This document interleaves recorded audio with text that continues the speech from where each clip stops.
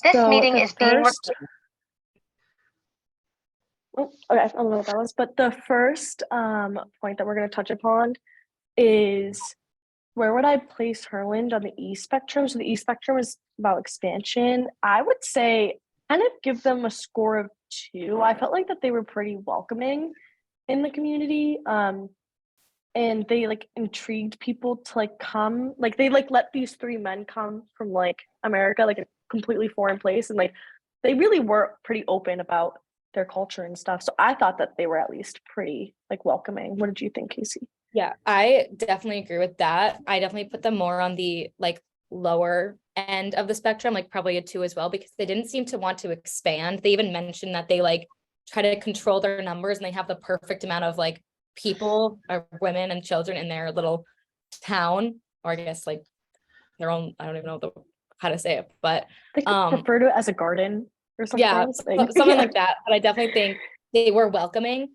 So that brings them up a little bit, but they really didn't think to expand and really didn't seem like they even wanted to expand. So that's why I kind of put them more on the lower end. And Justin, what do you think? Yeah, honestly, I would say, yeah, somewhere between a 2 and a 3 for the spectrum, just because the fact that they even took, like, they didn't completely shun the outsiders, like the 3 men at all, and they took them in, and obviously had like the marriage ceremony and everything that happens at the end. Like, it seems obviously they're horrified by the way the outside world, like outside of their own civilization, is. So they don't really even have a desire. They see that it's worse outside. So honestly, 2 is probably a solid expansion level to give them. Okay. Does anyone else want to add anything for that question? okay, Okay, so the next one is solid. Okay, so the next one is, where do you put them on the S spectrum, which is the socioeconomic spectrum? I kind of put them almost like as a 3, because they were pretty equal, but they also had like the premier like mother where all like the other children came from. So I kind of feel like they definitely had almost like a hierarchy, but it wasn't too like apparent. And again, like they all had their jobs, the children all like were educated the same way. So I feel like that's kind of where they're more equal, but at the same time, there is a sort of like hierarchy all throughout the reading. So that's kind of where I put them at. Justin, what did you think about that? For the S spectrum, I'd probably put them a little bit higher, just because, yeah, obviously they're not totally set up like a complete commune. Like they have, yeah, like a hierarchy and like a leadership to divide everything up and make decisions. But when it comes to literally anything else, any other aspect, like everything is like collectively owned and collectively operated. Nobody distinctly owns like certain parts of it. So I'd probably shift them up just a little bit further, like closer to essentially like socialism versus communism. Essentially, is I'm putting them in the socialism category. Yeah, I agree. I'm like right in between you guys, so I'm like a 3.5 because I wanted to do right in the middle, but I agree with Justin. I think it's just a little bit more equal. Because they talk about, like, for example, on page 24, it's like mothers never like had enough of their own. So like even though they can only have like one child, they even talk about how like they didn't have last names because they didn't need to distinguish like the ancestry. Like they were all their children's. You didn't technically raise your child either. Like they refer to them as a dentist, like practice, like motherhood was a practice of raising children as well. So it's very equal, but like Casey mentioned as well, there was some women who were allowed to have 2 children as opposed to 1 or more children than the other, and they were seen at like a more higher societal level, and there was some inequality between like education of people that I found. And kind of going off that, there was another quote where it was like, they themselves were a unit, a conscious group. They thought in terms of the community. As such, their time sense was not limited to the hopes and ambitions of an individual life. Therefore, they habitually considered and carry out plans for improvement, which might cover centuries. So I feel like that would push them up higher as well, because they really thought about the future and like what would happen like with centuries to come. And they really only thought of themselves as like a community, not individually. So that also shows that they were a little higher. So So yeah, that's just what I think. Mhm. I definitely found them to be futuristic as well. Are you guys good with that point? Yeah. Oh, yeah. Okay. Justin, if you want to start, what did you think of the first text compared to the Herland reading, which was the Herland. short video? Honestly, I could the connections, the connection I could see between the idea, like the ideas of eugenics in the first video and talking about like setting up society basically as survival of the fittest, and setting up basically like a pecking order kind of to like apply order to the chaos of society, is kind of like like the first step into the direction of Herland, essentially putting Herland at the conclusion, and then like using eugenics to basically get to that point. So I could kind of see how they would be connected by the only way you would get to Herland is to go through steps of eugenics. That's basically what they do by only allowing like certain people to, or everybody to only have one child, and then obviously there's the hierarchy where some have two. But yeah, I mean, the eugenics really is like the first step to get to Herland as a conclusion. Yeah, I kind of at first had a hard time connecting these two because I feel like they were very different. Mhm. But the more I think about it, I can kind of see how like the women in a sense kind of had eugenics, not in the way that like it was saying, like I guess back then like euthanasia was allowed at one point. That was mentioned in the video, and obviously the women don't do that. So I feel like they have more of a, not as like extreme form of eugenics, because again, it's almost out of their control, because they said that like the women just become pregnant. They don't like, that's how the children come. So there's no like, you're not killing off the men. So like it's similar in the sense that like they do kind of control who comes, but it's like almost out of their hands, and it's not as like directly basically ignoring those people and like getting rid of them. It's more a passive way of kind of controlling survival of the fittest in a sense. Yeah, I was actually going to ask about that with you guys for some clarification, because on page 23, they were going back and forth and asking, like, so how do you only produce one child per woman? Like, how do you ensure that? And then it was like asking them, like, oh, like, do you kill the unborn? And they were like, no.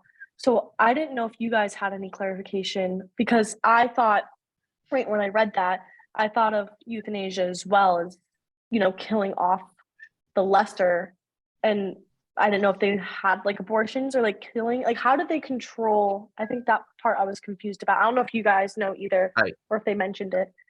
I know that they mentioned abortion, like they were appalled by abortions, like in the outside world. Right. So I assume that you're kind of just supposed to infer it's part of the essentially like magic of it.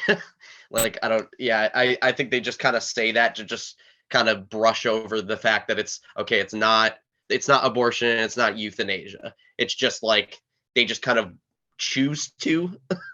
They are able to just somehow dictate it, but without making like the moral decision that's involved in eugenics. Yeah, That's why. the first thing that like I read about how they're only having children, like the first thing I thought of, especially because like we go to religious schools, like almost like the Virgin Mary, how it happened in a sense. Because it's like obviously you don't just become pregnant randomly. So it was like, for me, that's the first thing that I thought of. But I guess in a sense it's what when I like read that was like, oh, that's just how it works. Yeah, It's very hard to explain because it doesn't make any sense. But I do think that they don't like kill their babies because they did seem very appalled by it. So I think it is, for me, I just thought of like Catholicism because I am Catholic. So that's kind of where my mind went to when I read that. Yeah, I agree. I think that cleared it up a little bit too. Yeah, it's kind of a way of giving them like zero moral flaw, essentially, like for the argument, because otherwise that would be like the one, essentially like the Achilles heel for like the Herland, like for what it represents. It would kind of be like the one question left, and they kind of just leave it up to the story. It's just a plot device, essentially. Yeah, I agree. I think we're pretty good on that one. Yeah. Okay. So does anyone have anything when it went out? Well, anyone want to say anything else about that? All right. So now it's comparing texts 2 and 3. So that was the text that continued with the Bellamy. Bellamy, I think that's how you pronounce his name. This one definitely focused on like how in this society now the men and women are equal. And that like, so I guess what I kind of thought of was how it's similar is that for like motherhood, at least it said in the Bellamy reading that they work until a certain time and then they like, let me try to find the if someone wants to talk now, let me try to find the quote that it said that.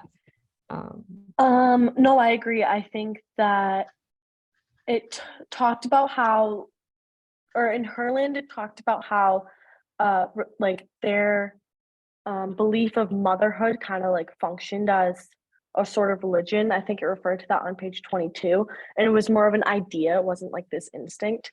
And then I think in like Bellarmine, it talked about how it said that marriage from being was just like there was like a woman's career, and like there was like a higher position in the feminine army of the industry. So entrusted to women to have both wives and mothers alone fully represent their sex. So I think that like equality was like on both sides. Yeah, and I found the quote, it was actually on page 1. And it basically said that like our women as well as our men are members of the industrial army and leave it only when maternal duties claim them. The result is that most women at one time or another of their lives serve industrially, some 5 or 10 or 15 years, while those who have no children felt the full term. So like that's similar in the sense that motherhood was very important to those in the industrial army as well, because the women were only had to work sometimes only 5 years, and then they would go off to care for their children for the rest of their lives. So I feel like that is a similarity between motherhood, is that it's very much so, it's very important for both of them. So I feel like that's one of the similarities between it. Yeah, between Bellamy and Herland, it kind of seems almost as if like the society that's shown in Bellamy is essentially what would happen if they became if there were men in Herland. Essentially, it's just completely equal, and they like in the differences seen between the sexes are like accounted for in the system and like balanced out with like like the time served in the industry and in the and in the military. Like it's just evened out because it's just assumed that like if they're going to be involved with any like with having any children, like it, of course they're not going to be able to do it, and it's just assumed. Like it's not really seen as like a way for them to like get out of work, which is what like the one what the one guy is asking in the on page 1. Yeah. And I guess when it comes to eugenics, because I know he wants us to include that in our discussion as well. On page 6, there's a quote that says, "Our women have risen to the full height of their responsibility as the wardens of the world to come, to is the keeping the keys of the future are confided." So I feel like that's in the Bellamy reading. I feel like that shows that they almost, their like survival of the fittest was their women changed so that they have a lot of the responsibility now over the men, which I know back then the men obviously had like most of the responsibilities. So like that kind of shows that the women have evolved.